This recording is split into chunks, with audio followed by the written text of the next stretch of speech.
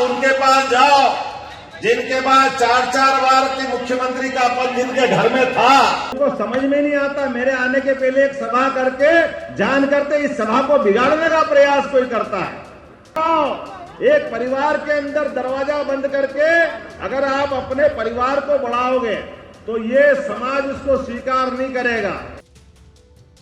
उत्तर प्रदेश में 2024 के चुनाव का सियासी तापमान अब बढ़ने लगा है, जहां एक तरफ अखिलेश यादव हैं और दूसरी तरफ भाजपा ने अब मोहन यादव, जो कि मध्य प्रदेश के मुख्यमंत्री हैं, उनको आगे कर दिया है। आज लखनऊ में मोहन यादव की यादव महासभा में रैली आयोजित की गई, जहां पर मोहन यादव अपना भाषण दे रहे थे, लेकिन इस दौरान मोहन यादव का वहां पर विरोध शुरू हो गया। लोगों ने वहां पर झंडे लहराए, पोस्टर लहराए, अपनी मांगों को लेकर आवाज बुलंद करनी शुरू कर दी। और ये सब तब हुआ जब मोहन यादव अपना भाषण दे रहे थे, जहां अपने भाषण में वो अपने आजमगढ़ में पूर्वजों के होने का बता रहे थे और साथ ही साथ माधव का नाम लेते हुए कह रहे थे कि कुछ लोगों ने परिवार तक सब कुछ सीमित कर लिया है। अब यहां पर विरोध कर रहे लोगों को जब हमने देखा तो वो 59,000 शिक्षक भर्ती के अभ्यर्थी निकले, जो अपनी मांगों को लेकर मोहन यादव की रैली में पहुंचे हुए थे। बता दें कि 59,000 शिक्षक भर्ती के अभ्यर्थी पिछले कई लंबे समय से प्रदर्शन कर रहे हैं। लखनऊ के इको गार्डन में यह प्रदर्शन लगातार जारी है और उत्तर प्रदेश के हर एक मंत्री, हर एक नेता के पास ये छात्र जा रहे हैं। लेकिन मोहन यादव के भाषण के बीच जैसे ही इन अभ्यर्थियों ने अपनी मांग शुरू की तो मोहन यादव ने कहा कि जो नेता आपके 4 बार मुख्यमंत्री रहे, आप भाई उनके पास जाइए। यानी कि सीधा इशारा समाजवादी पार्टी और अखिलेश यादव की तरफ था। सुनिए क्या कुछ मोहन यादव ने अपने भाषण के दौरान विरोध प्रदर्शन हो रहे लोगों को कह दिया। आगे 2-4 लोगों को बताने से काम नहीं चलेगा।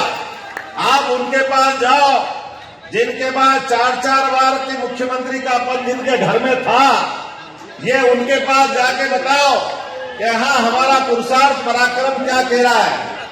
आज के इस अवसर पर जो मैं आपके बीच बात करने आया हूँ। मोहन यादव अपने भाषण में यही नहीं रुके, उन्होंने कहा कि कुछ लोग यहाँ बिगाड़ने का काम कर रहे हैं। हम तो यहाँ पर राम और कृष्ण का निमंत्रण देने के लिए आए हैं, लेकिन कुछ लोग पूरी की पूरी राजनीति और सब कुछ अपने परिवार तक सीमित रखना चाहते हैं और लोगों के लिए कोई दरवाजे नहीं खोल रहे। मुख्यमंत्री कोई बनता तो बहुत पैसे वाला होना चाहिए, बहुत सारे विधायक का समर्थन होना चाहिए, बहुत सारे प्रकार के परिवार का बैकग्राउंड होना चाहिए।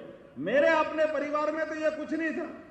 मेरे अपने परिवार से कोई दूसरा विधायक नहीं, मेरे परिवार से कोई सांसद नहीं, मेरे परिवार से कोई मंत्री नहीं, मेरे परिवार के इस पहले राजनीतिक क्षेत्र में इस प्रकार की कोई व्यवस्था नहीं। लेकिन उठा करके सीधा मुख्यमंत्री का जो जवाबदारी दी है, मैं इस बात का धन्यवाद देना चाहूंगा। जिस बात को लेकर के कई लोगों के पेट दुख रहे हैं, लोग तो इतना ऊंचा सोचते हैं, मैं तो सोचता भी नहीं हूं। मुझे तो नाम लेने में भी कष्ट होता है, अच्छा नहीं लगता है, थोड़ा संकोच करता हूं, क्योंकि हम जिनकी जय जयकार करते भगवान कृष्ण की, उन्होंने राजनीति को अपने घर में नहीं आने दिया। लेकिन लोगों को समझ में नहीं आता, मेरे आने के पहले एक सभा करके जान करते इस सभा को बिगाड़ने का प्रयास कोई करता है, अपने लोगों को सावधान करने का प्रयास करता है। अभी तो हमने कुछ किया ही नहीं है, अभी तो अपने लोगों से मिलने ही आए हैं और निमंत्रण देने आए हैं। भगवान ने जहां 64 कला, 14 विद्या, 4 वेद, 18 पुराण, कोई एक बालक 64 दिन में कैसा निष्णात हो सकता है? वो एकमात्र है, वो यदुवंशी गोपाल कृष्ण, जिनने शिक्षा के मामले में उस समय के सारे रिकॉर्ड ध्वस्त करते हुए कितने कम समय में जो ज्ञान अर्जित किया, वो हम सबको ज्ञान से जोड़ता है, शिक्षा से जोड़ता है। उसके माध्यम से हम संदेश लें, प्रत्येक परिवार में बच्चा हो या बच्ची, उसकी शिक्षा दीक्षा जरूर कराएं, पढ़ाई पे ध्यान दें।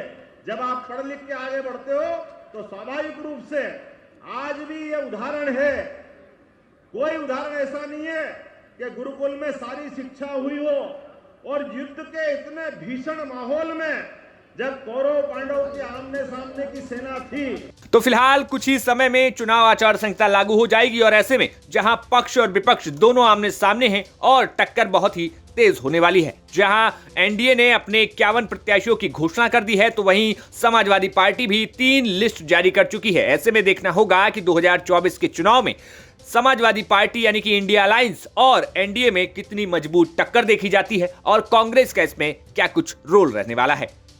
लखनऊ से आशीष श्रीवास्तव की रिपोर्ट, यूपी तक।